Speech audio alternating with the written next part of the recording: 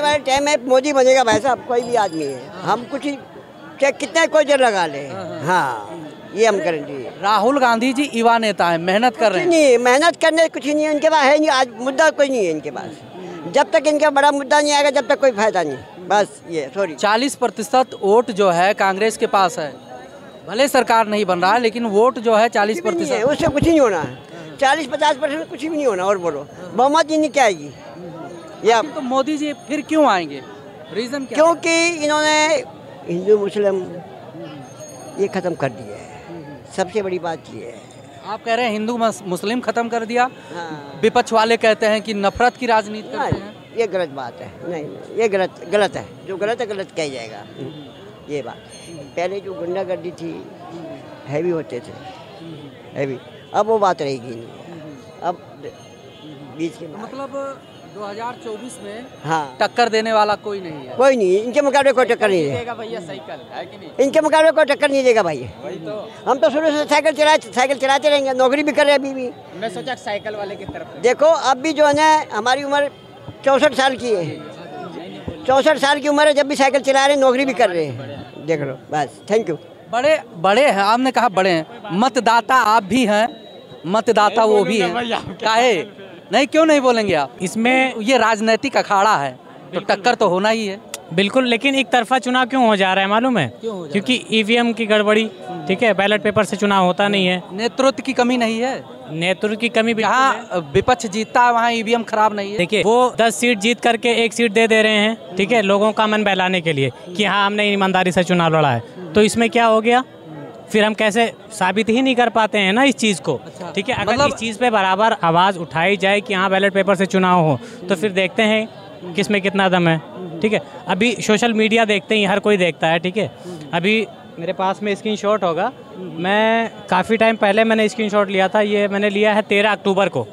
ठीक है, ये है आपका छत्तीसगढ़ का है। ठीक है, मैं दिखाना चाहूँगा एक बार, ये देखिए क्लियर दिख रहा है। ये स्क्रीनशॉट मैंने 13 अक्टूबर को इसलिए लेकर के रखा था क्योंकि बाद में मुझे पता था जीतना है बीजेपी को। आप भी जानते थे अच्छी तरीके से, लेकिन स्क्रीनशॉट ले लिए। स्क्रीनशॉट इसलिए ले लिया। ठीक है, इसमें आप देखिए सोशल मीडिया पे क्या होता है कि लोगों की मानसिकता का पता चलता है कि कितने % लोग किस पार्टी को चाह रहे हैं। ठीक है, तो उसमें एक तरीके का सर्वे होता है, लोग अपनी अपनी राय क्लिक करके दे देते हैं। ठीक है, इसमें आप देखिए बीजेपी को 4% लोगों ने सेलेक्ट किया है, कांग्रेस को 94% लोगों ने सेलेक्ट किया है, और अन्य जो हैं उनको 2% लोगों ने सेलेक्ट किया। अब 94% लोगों ने कांग्रेस को सेलेक्ट किया है, बीजेपी कैसे जीत गई?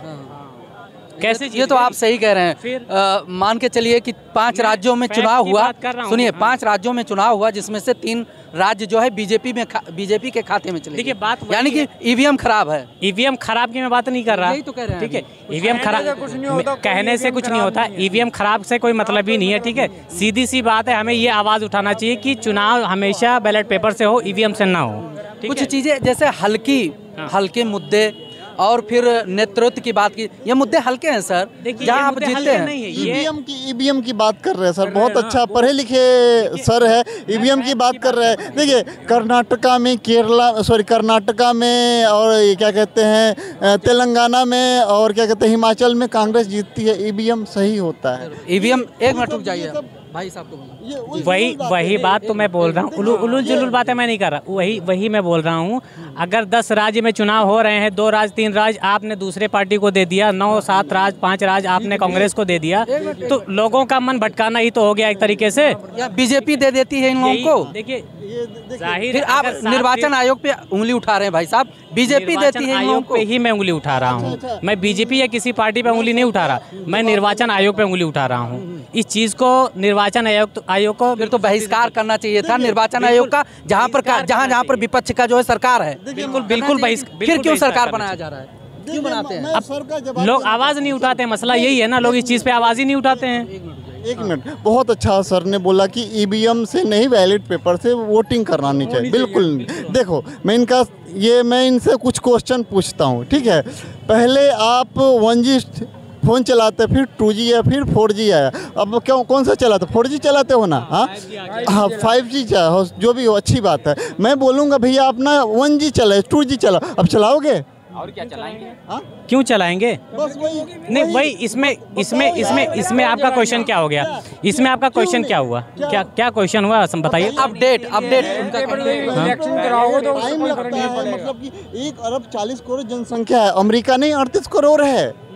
खर्च होता है वर्ल्ड का। ये बात कर रहा हूँ, वही तो मैं बात कर रहा हूँ। ये जो सर्वे मैंने आपको दिखाया, पैसे भाग रहे वो देखिए, ये सर ने बहुत अच्छा बात किया। वैलिड, देखिए वैलिड पेपर्स पे ये चुनाव होना, यही सर कहेंगे डब्बा लेके भाग गए, ये बीजेपी वाले डब्बा लेके भाग गए, यही भैया कहेंगे, ठीक है। हाँ यही कहेंगे, ये क्या कहते हैं, बीजेपी वाले डब्बा लेके भाग गए। अभी ईवीएम से हो रहा है तो भाई इस चीज़ पे तो अच्छे से सख्ती से चुनाव आयोग को देखना चाहिए, ठीक है। ये हमारी आपकी जिम्मेदारी नहीं है, हम आप सिर्फ आवाज़ उठा सकते हैं इस चीज़ पे, ठीक है।